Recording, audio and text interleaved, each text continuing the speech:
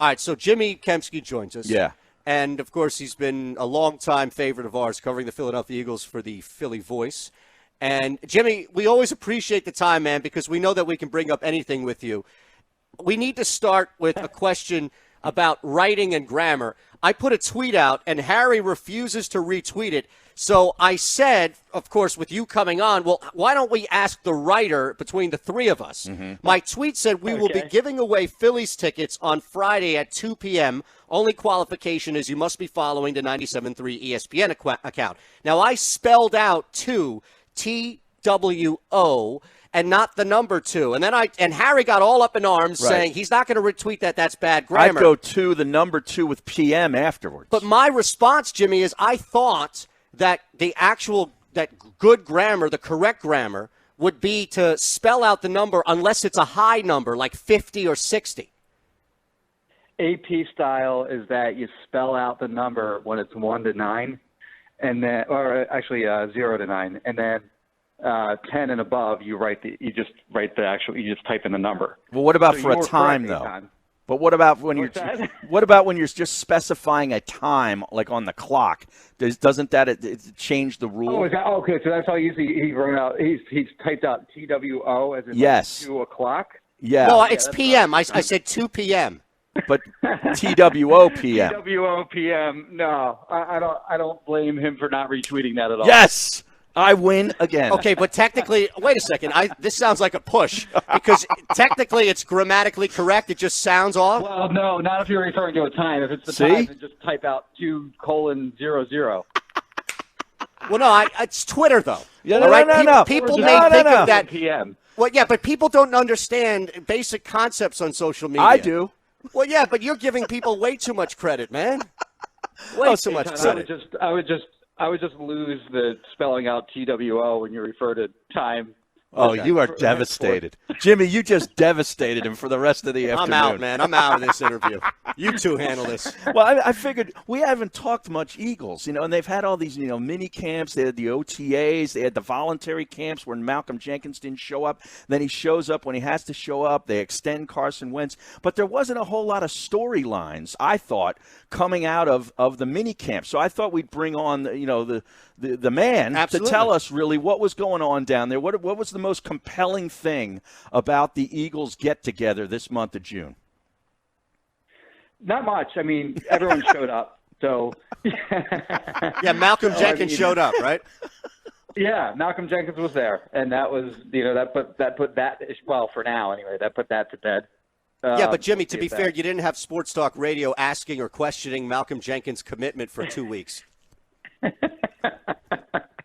Yeah. Well, we had some of that beforehand, didn't we? Well, true.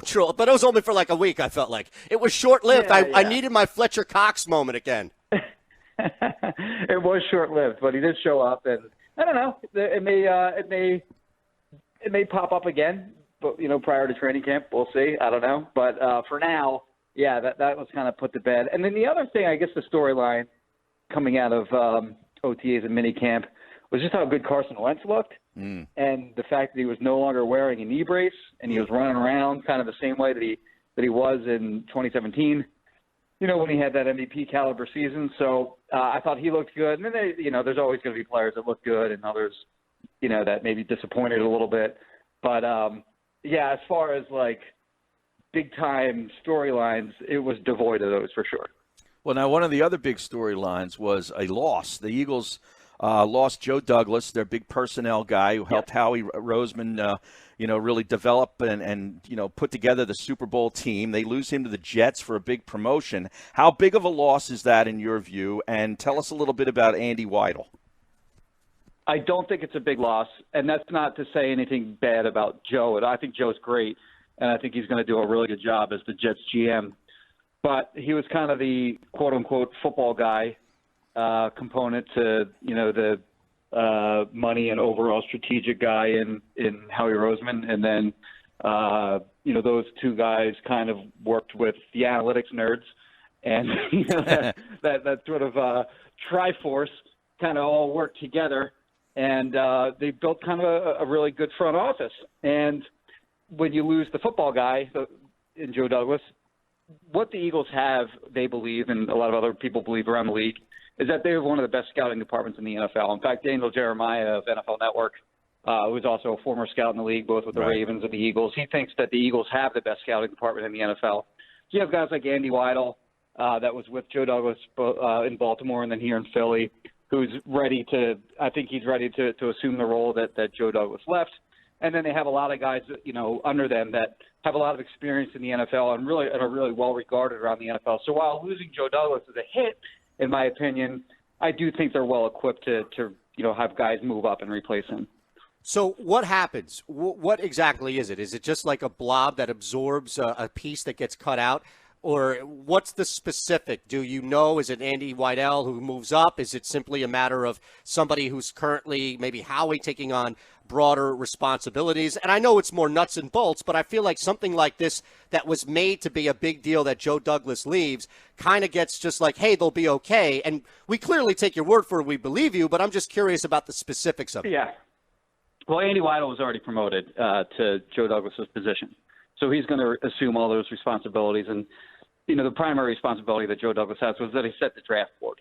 And, during the season he did, he and his team did a lot of, obviously, scouting of NFL players. So, but the main component was that he set the draft board. So Andy Weidel will, I assume, take over those responsibilities. Ultimately, draft picks are made with a lot of strategic issues in mind. So they're not just always just going to take whoever is at the top of the board necessarily. And Howie Roseman will ultimately make the final decision on who they draft. But he will kind of assume the role of overseeing the scouting department. And like I said, he'll be the guy setting the draft board and sort of setting up Howie Roseman on draft day to make the picks that they make. Eagles writer for the Philly Voice, Jimmy Kempski, joining us here on the Lighthouse Insurance guest line. Follow Jimmy on Twitter, @Jimmy Kempski. Now, I saw a quote that came out a couple of weeks or a week or so ago where Doug Peterson said, "We became a better team this offseason." What do you think he meant by that? I don't know. In what context did he say that? do you know what the question was to that? No, I don't. It was just like in one of the, I guess, media scrums where, he's probably asked to just give his thoughts on the team, and I think he thought that they became a better team this offseason. Okay. Yeah, maybe he just meant that, they had full I think I kind of remember that. I think he just meant that they kind of had, full participation in minicamp, not necessarily in OTAs. A lot of guys are missing from OTAs, but they were all there. So I think he was happy about that. I'm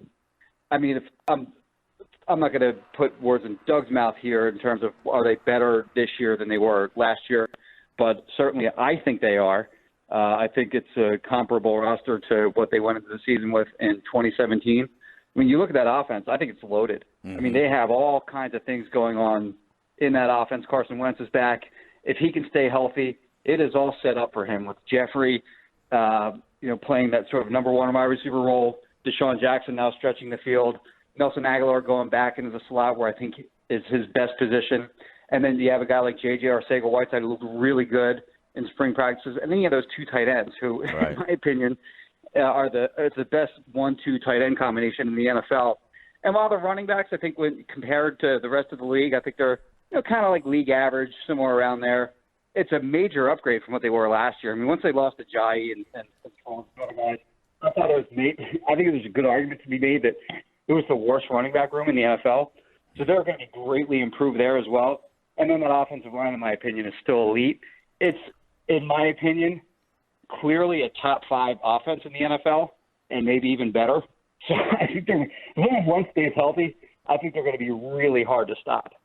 There's this element, too, right? And you're down there, so you can tell us, Jimmy, how accurate this is. But just looking from the outside, this is not a team that's 6-7 years removed from winning a Super Bowl where guys have moved on.